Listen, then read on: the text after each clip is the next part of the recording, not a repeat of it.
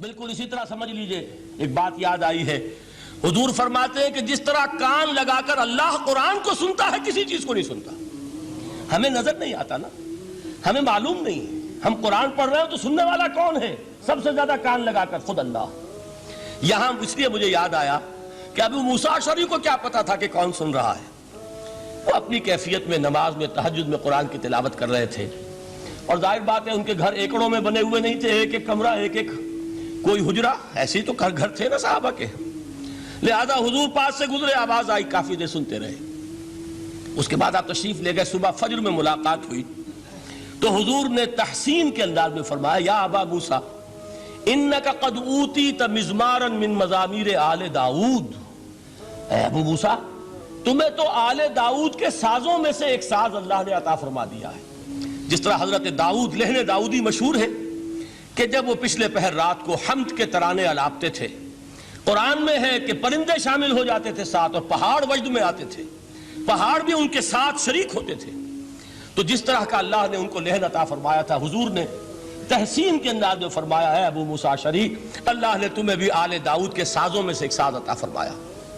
بہرحال قرآن مجید کا جو یہ میوزک ہے، قرآن کے الفاظ کا جو حسن ہے، جہاں تک حسن معنوی ہے وہ تو ہر لفظ میں ہے، لیکن یہ حسن ظاہری، حسن صوتی، حسن لفظی، یہ اپنے کلائمیکس پر آپ کو نظر آئے گا سورہ رحمان میں۔ لیکن قرآن میں یہ سورت اس اعتبار سے بھی ممتاز ہے، اس کی 4 آیات پر ذرا توجہ کریں گے، عجیب حقائق سامنے آئیں گے۔ جہاں یہ قرآن مجید کے حسن صوت اور حسن لفظی کی معراج ہے، وہیں اس کی پہلی 4 آیات میں 4 چوٹی کی چیزوں کا ذکر ہے، سب سے اونچی چیزیں۔ پہلی آیت کیا ہے؟ الرحمن، ایک آیت ہو گئی۔ رحمان کیا ہے؟ اللہ کا نام ہے۔ کبھی آپ نے غور کیا اللہ کے ناموں میں سب سے پیارا نام کون سا ہوگا؟ رحمان۔ کیوں؟ اس کا مادہ کیا ہے؟ رحمت۔ ہمیں سب سے بڑھ کر جس چیز کی ضرورت ہے وہ کیا ہے؟ رحمت خدا بندی۔ نام اچھی طرح سن لیجئے اس حضور کے قول کو۔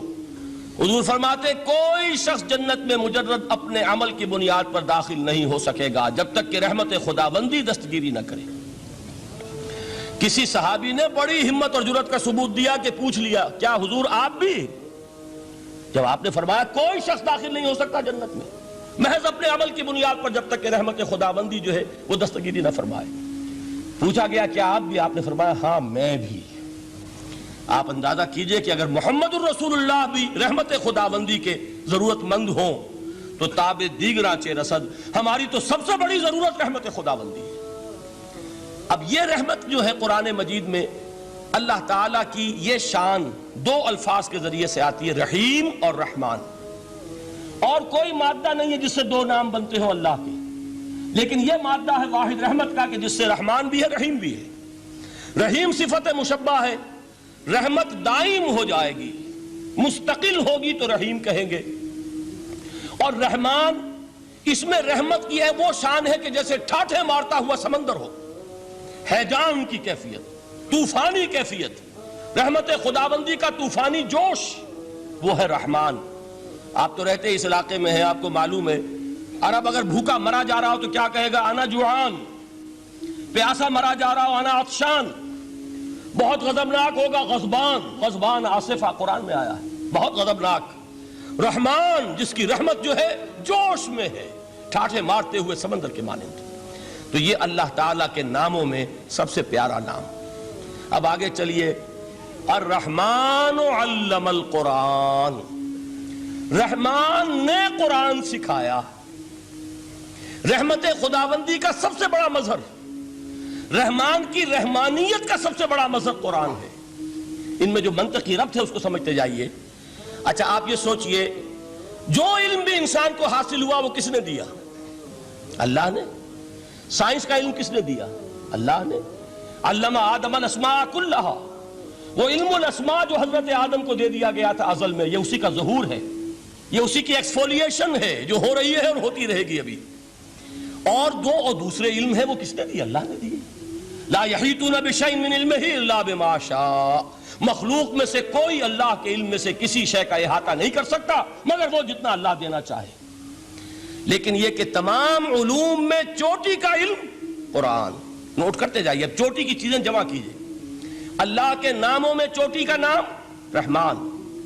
اللہ نے جو کچھ انسان کو سکھایا اس میں چوٹی کا علم قرآن. خلق الانسان، انسان کو پیدا فرمایا. سوال یہ کہ حیوانات کو کس نے پیدا فرمایا؟ آسمان کس نے پیدا کیے؟ زمین کس نے پیدا کی؟ فرشتے کس نے پیدا کیے؟ کیا مطلب خلق الانسان؟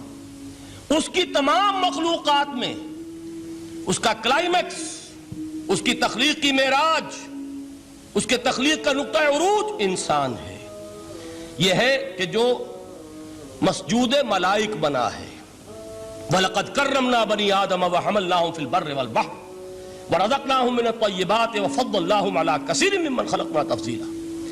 تو تخلیق میں سب سے اونچی تخلیق انسان کی، علموں میں سب سے اونچا علم قرآن کا، اللہ کے ناموں میں سب سے اونچا نام رحمان. اب آئیے چوتھی چیز، علمہ البیان، انسان کو بیان کی صلاحیت عطا فرمائی. کیا اور کوئی صلاحیت عطا نہیں کی؟ بینائی کس نے دی؟ اللہ نے. اسی طریقے سے سماعت کس نے عطا فرمائی؟ اللہ نے.